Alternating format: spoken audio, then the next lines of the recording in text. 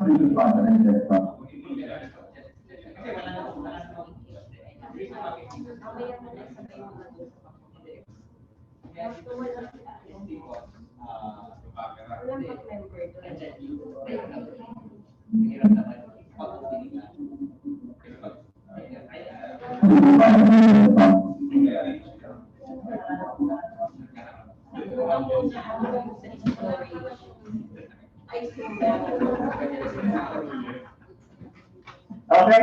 Good morning, Madam Secretary. We have a forum. Good morning. Yes, Mr. Chair, we have a forum with attendance of the following BAC members. Attorney Mark John Palomar as chairperson, Ms. Angelina Leose, vice chairperson, Attorney Diane Steffi Dilamon, regular member, and Mr. Eric Timaculangan, provisional member. Mr. John Leonardi Duque, representing Mr. Herbacio Balakbak, provisional member and user from ICTP. Likewise, we have in attendance the head and members of the technical working group, head and members of the BAC secretariat. On the part of the prospective bidders, we have representatives from Info Storage for the storage area project, Mara Linux and Business Solutions Incorporated for the port profile engineering system, and Columbia Technologies Incorporated, CIM Technologies Incorporated, and Autodesk for the engineering software, LBTI Design International Incorporated, and Peniton Trading for the system furniture and seating package for HRMD.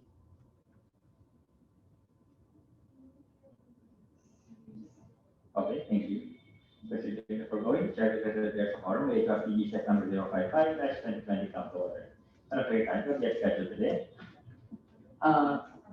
We have items in the agenda. Number 1 is the private conference for the following projects: supply and delivery of maintenance services for enterprise storage array and related equipment, supply, delivery, installation, and implementation of port profiling engineering systems, supply, delivery, and installation of engineering software, 3D computer-aided design engineering software for PPA head office and port management offices nationwide, supply, delivery, and installation of systems, furniture, and seating package for the Human Resource Management Department.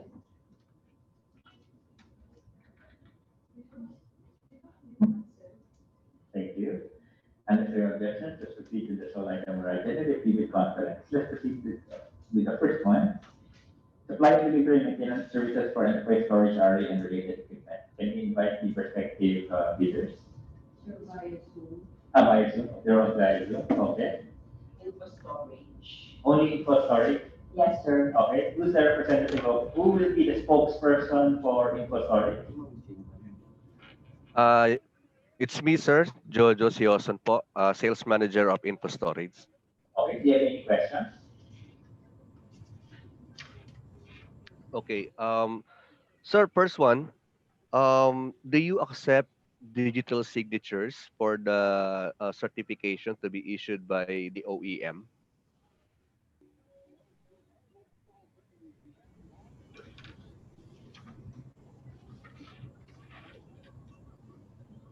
Accept at what stage? Oh. For verification during post-qual or in your bid? In our response to bid, we have to include certification as proof of our partnership with the OEM. So, Normally, it was issued by the OEM themselves, but then because of the situation, they are more inclined to issue certification with digital signatures. okay, so upon opening of bids, with regards to technical component, it is hard copy, so we won't be able to distinguish the digital signature, digital printout. So at that stage, acceptable for verification with the during post-qual. Now, if will the technical working group be able to verify these digital signatures?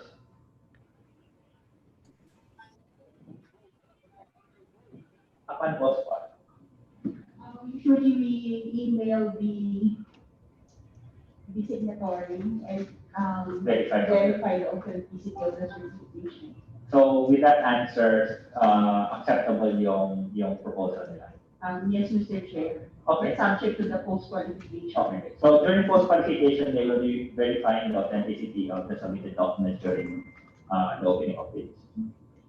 So okay lang na electronic signature yung i-attach niya. Okay, thank you.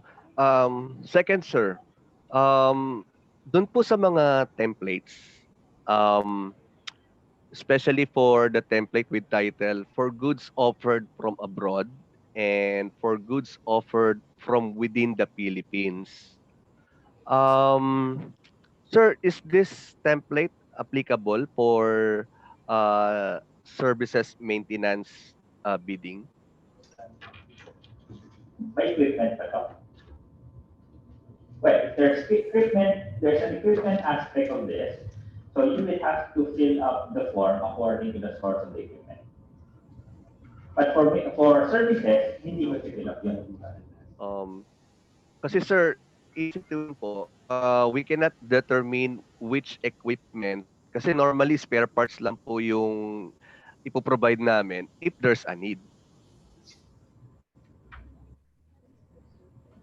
Di ba dapat existing na yung mga parts? Naka-itemize naman doon kung ano yung mga equipment na dapat meron na kayo, di ba? Yes, sir. But we cannot identify, sir, kung ano pong mga spare parts ang dapat, I mean, yung ilalagay po namin dito. Kasi di pa po ba, we only dispatch spare parts to be replaced upon identification na dapat siyang palitan.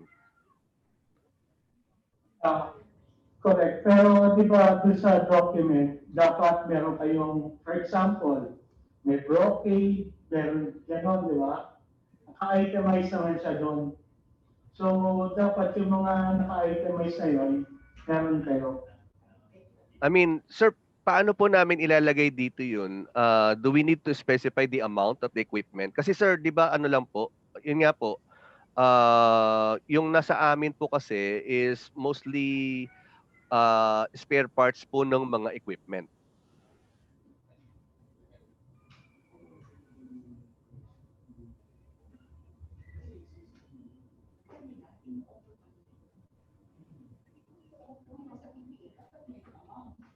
Okay, no? Okay.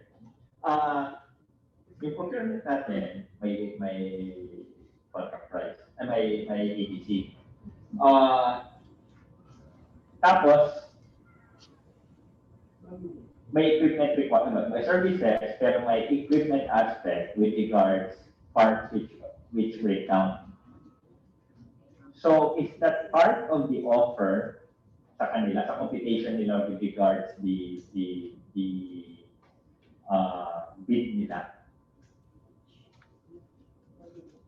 Or comply sila, pero hindi sila magbibigay ng amount sa equipment since hindi naman ino-offer automatically yung equipment. Kasi mahirap yung computation. Kasi mangyari kung services to, straightforward lang, di ba? Pero may commitment sila with regards to equipment. Pero hindi nila mapapali, parang incorporated na sa services yung equipment. Dapat existing na yung equipment. Hindi, existing equipment, pero walang pricing. Kasi what we're bidding out is services incorporated in equipment. The equipment aspect is not easy to replace it, but it's part and parcel of the services. So they still need to fill up the form, considering that yun nga, hindi naman nila kinocommit na ibibigay equipment na to.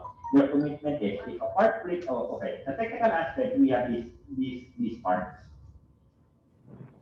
My specs, my brochure, correct? So they pass the technical aspect.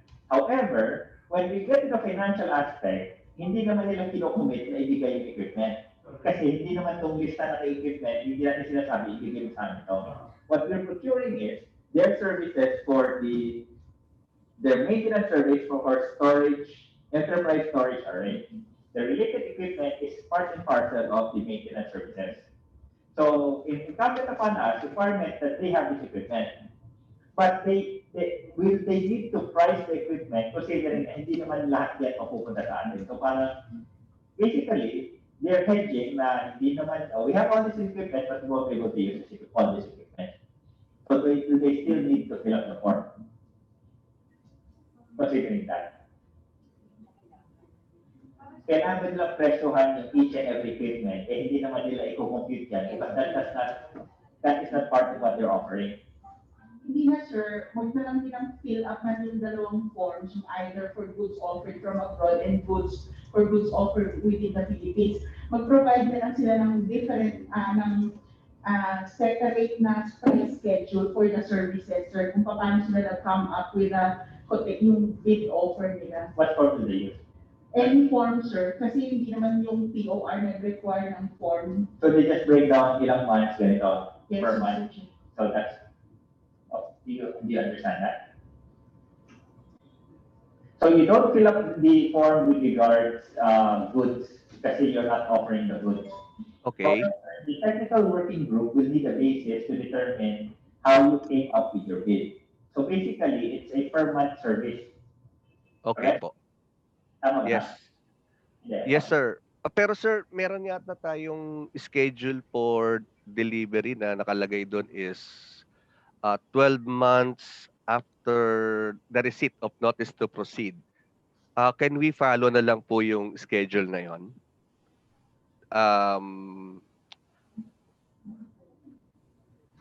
Technical working group. Anong schedule niya?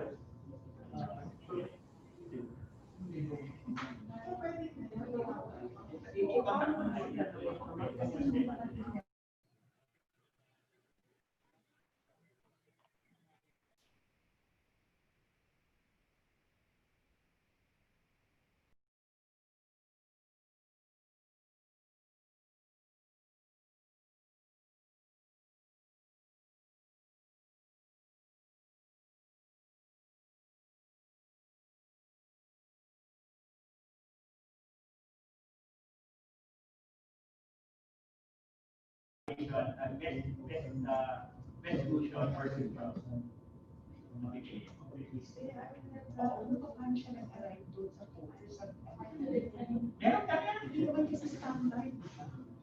this is insubordination and it should be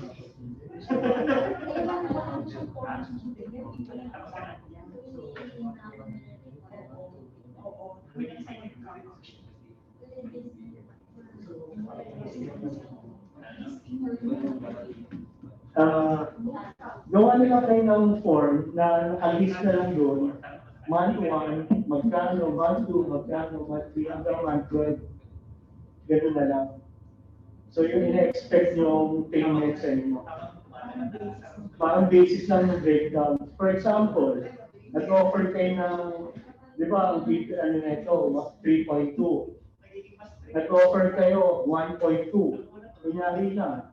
So ang breakdown nun, first month is 100, second month is 100, third month, hanggang 12th month, gano'n. Okay po.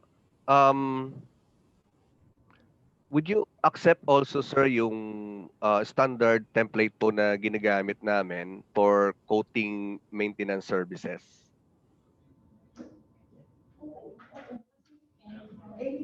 Any form will do. Okay po. Basta po naka-specify na lang yung yung monthly services amount.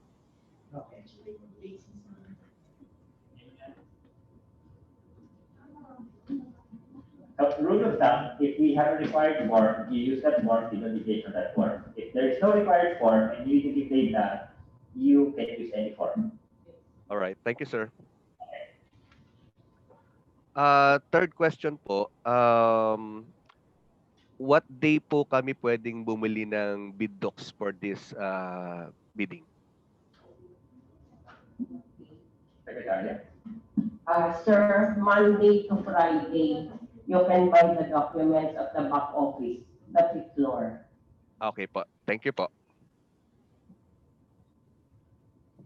Any other questions?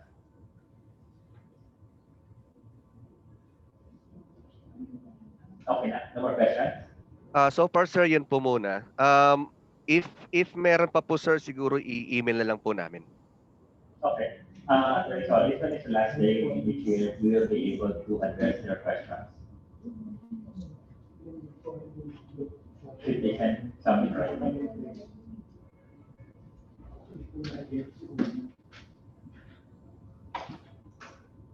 Sir, it will be on Tuesday, September 22.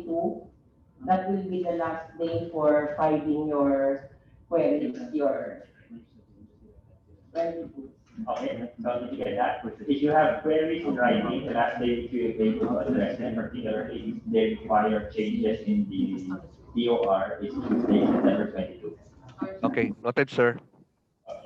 But I don't think this would apply at the moment. Pero we have been advising prospective bidders. Now, with regards to purchase of bid docs, to do it early. Kasi, well, during the MECQ, ECQ, there are days na wala kaming cashier. Although you can pay the deposit sa bank, eh, mabagal yung issuance ng OR, hindi kaagad kasi ibabato pa yung deposit slip to our treasury department.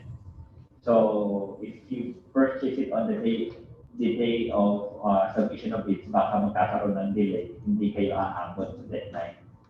So, ina-advise lang namin na, if possible, you purchase the bid docs early. We're looking sir latest Tuesday. Okay, sige. For the scheduled submission and opening of bids, for the storage, enterprise storage array and related equipment, it will be on October 2, 2020. The deadline for submission is at 1 p.m. The opening of bids is at 2 p.m. October 2, 2020. Noted ma'am. Okay, thank you. Let's proceed to the next visit conference, the supply delivery installation implementation of core profile engineering system.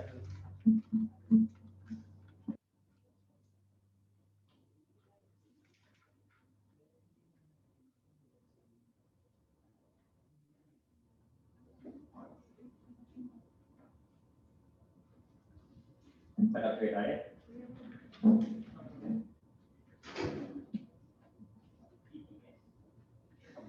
For the supply delivery installation and implementation of core profile and engineering systems, the same was posted in the PPA and PhilHealth's website on 9 September 2020 with an approved budget for the contract of 35 million pesos. We have one prospective bidder, Mara Linux and Business Solutions Incorporated, represented by Mr. Edwin Perez. Thank you. Mr. Perez, do you have any questions? Good morning, Mr. Chair. Actually, wala naman pong question about that kasi narinig na po ito. So, okay naman po yan. Secretary.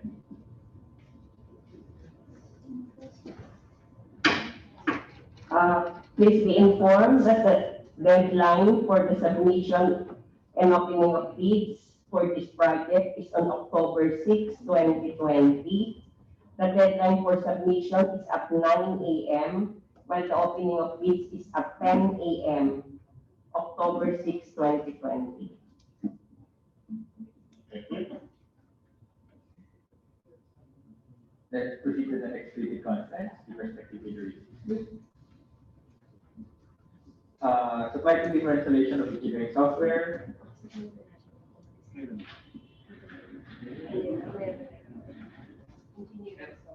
Yes, sir.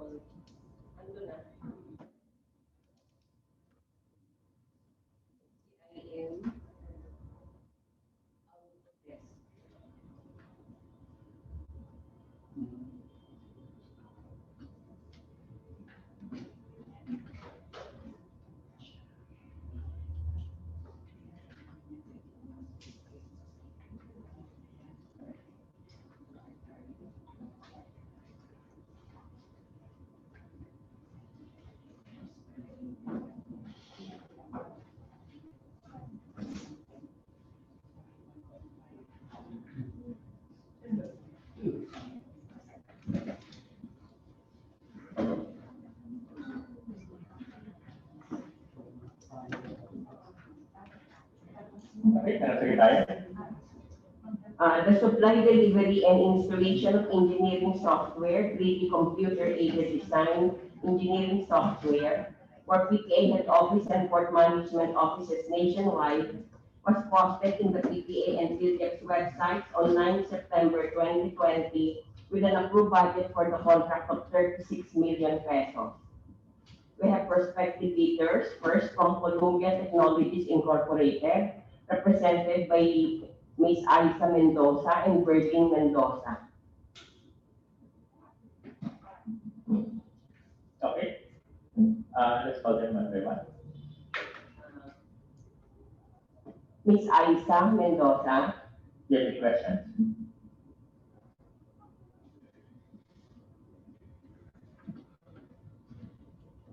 Good morning po.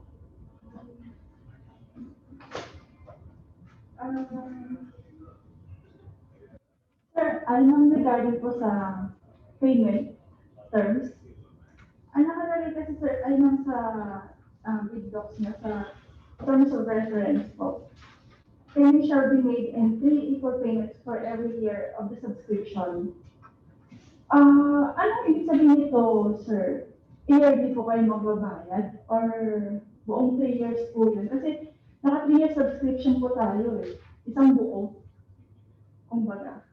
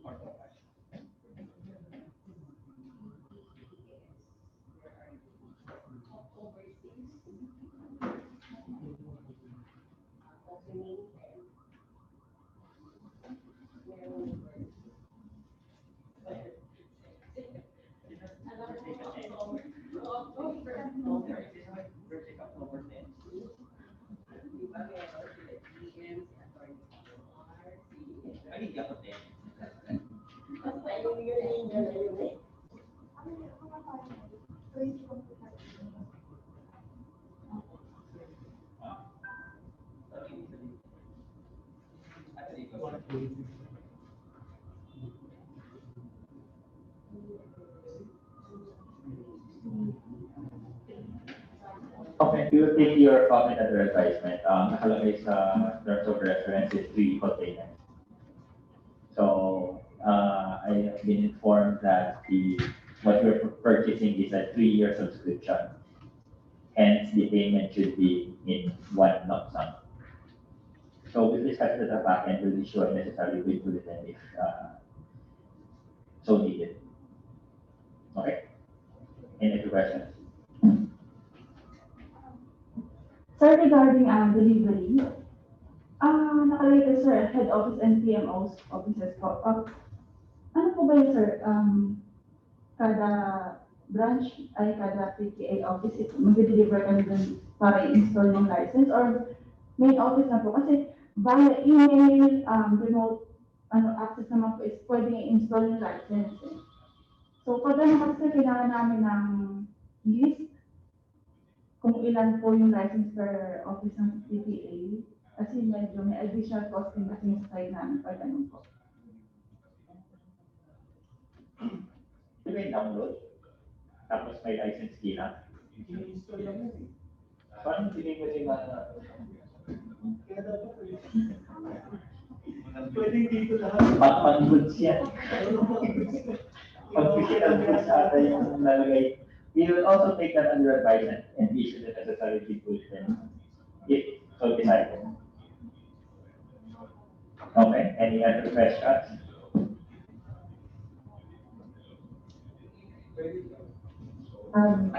No, separate.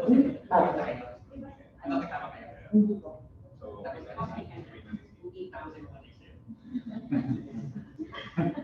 Sir, page 17 ng the docs for other requirements.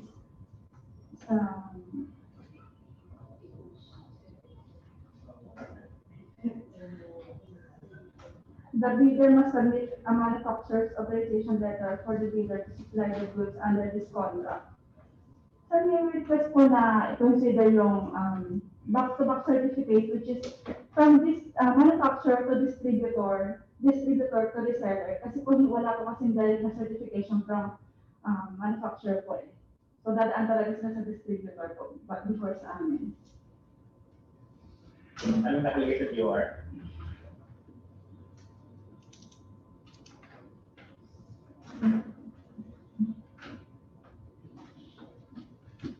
The bidder must submit a manufacturer's authorization letter. Ito ba yun? Yes. For the bidder to supply the goods under this contract. Okay, so yung suggestion ninyo is we allow back-to-back certificates so to manufacturer, to distributor, to reseller, retailer. Okay, we will take that under advisement and discuss that later. Any other questions?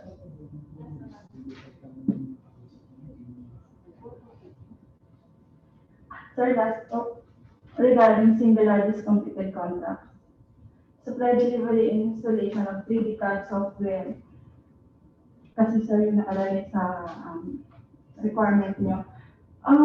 Since CAD is a software, sir, baka sir pwede i-consider natin yung supply, delivery, any IT-related software po. Kasi sir, pare-pare na naman sila ng software. Puro off the shelf naman yan eh. Yes, sir, opo. So, We will take that under advisement and issue the necessary bulletin. thank you, sir. Okay. That's the last question? Yes. Okay, apologize for second leaders. Next. CIM, Technologies Incorporated, Mr. Al John Bicol, and Marisol Esclanda. Rio po. Ay, Rio. Yes, good morning. We're from Clearance Technology. With regard to this question natin, yung unang question, ay pangalawang question po na other prospective dealer is the parang manufacturer's authorization. Actually, they can provide that manufacturer's authorization. So we have that documentation given to us directly from the manufacturer. So we can provide that directly from Autodesk. Okay. Any other questions? Okay, and then yung third would be the SLCC, Sugar Ladder. Can we ask if you can able to approve aggregated SLCC, like the 50%? Because right now, kung exclusive for Autodesk or AutoCAD product, hindi aabot kasi yung aming SLCC for that. You can provide at least two to comply with the 50%. Technical working group, this has been raised before. There is a provision in RA 9184 wherein they only allow aggregate amount for the SLCC if after conducting a market study. So at this time, hindi pa siya available para ibaba yung percentage. I mean, 50% pa rin, pero we will provide two separate. Kasi ang single siya eh. So pag yung aggregate, meron pa siyang conditions na dapat mag-meet ng procuring entity before siya makapag-change into 50% na single and then aggregate. Okay. Pero for other products, pwede po. Basta related to software. Yun yung i-discuss pa natin. Okay, so short answer, no. And then, yung isa, monitor nyo lang kung maglabas kami ng bid bulletin allowing the change sa SRTC. Okay? Any other question? Yun na. Okay. May isa pa mong leader ba? Yes. Magkasama. So, wala na. Pero hindi na yung nakatulad dito. So, magkasama kayong dalawa. So, two leaders. IM kayo? Yes. Okay. So yung sa Autodesk, may nakalista. Roy. Sila po yung manufacturer, parang observer. So, hindi siya. Hindi po sila Hindi sila magbibig.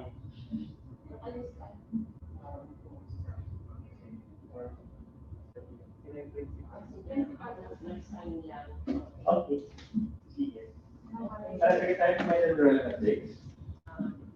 Please be informed that the submission and opening of bids for this project is on October 2, 2020. The deadline for submission is at 9 a.m., while the opening of bids is at 10 a.m., October 2, 2020. Thank you. Okay. not these are all physical bids, walang electronic. Yes, wala pa kami electronic submission. Okay. Let's proceed to the last preview conference. The last, the most important preview conference.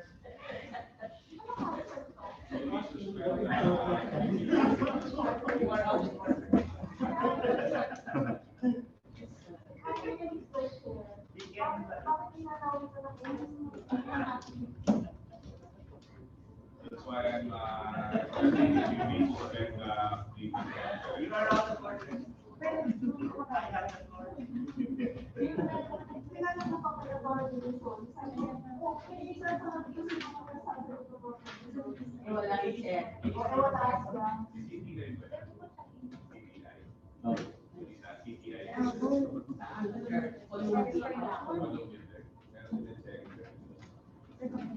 Okay. Sorry.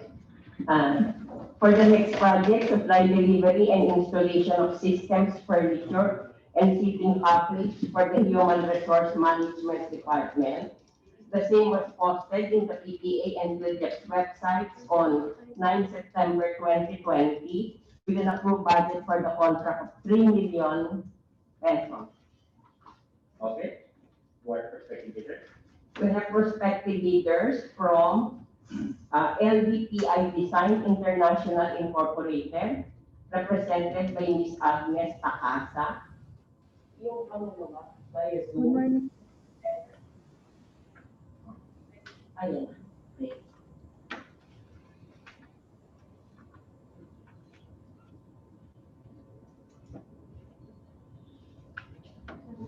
Okay. Sino na natin? Yes. LBPI Design International Incorporated. Represented by. Ms. Agnes Takasa. Okay, Ms. Takasa, do you have any questions? Can you repeat that? Do you have any questions? Sorry, sir. Do you have any questions? Yes, sir, regarding po doon sa partitions natin, pwede po ba kami mag-offer, sir, ng 60 mm po yung thickness ng partition instead of 40 mm po? Medyo hindi maayos ang audio. Can you also type your question? Okay, can you repeat your question?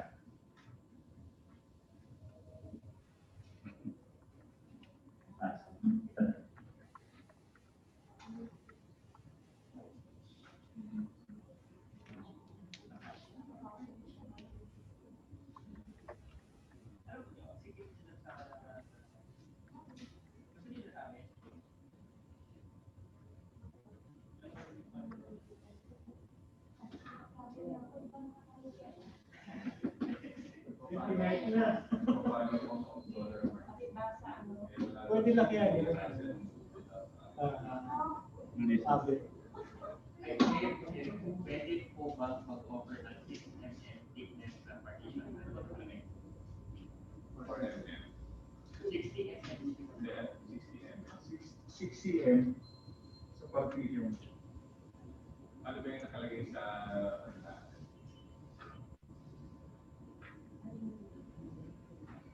Okay, so the question is, sir, pwede po bang mag-offer ng 6 mm thickness na partitions?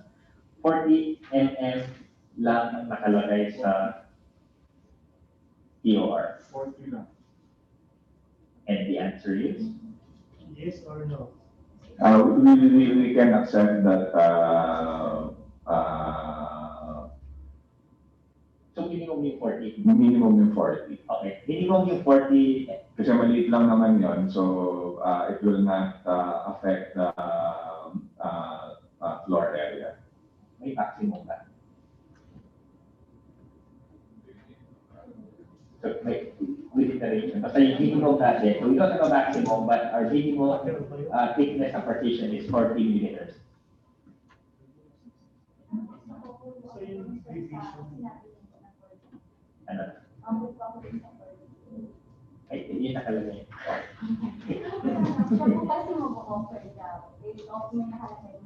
Anyway, so based on the comments of the ASD, what is placed in our terms of reference is the minimum thickness, which is 40 millimeters. So if you're going to give 60 millimeters, that is more than the minimum and hence acceptable. Do you understand? Okay?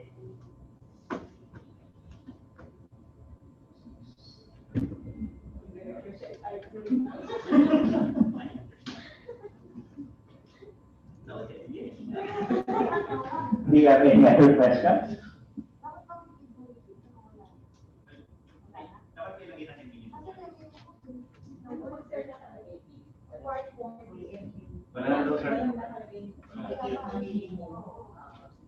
Okay, no other questions. Let's proceed to the other prospective leader.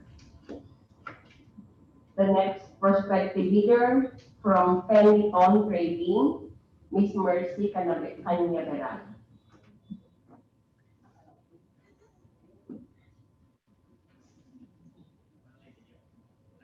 Do you have any questions?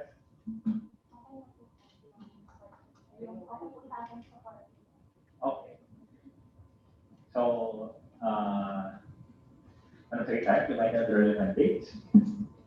For the information of the prospective leaders, the deadline for the submission of bids is on October 6, 2020 at 1 p.m. The opening of bids is at 2 p.m.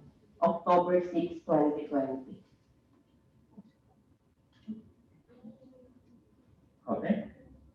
That ends the previous conferences on our agenda. Madam Secretary, do you have anything else? Mr. Chair. Okay. Considering such, this meeting is adjourned. May I request the back members and technical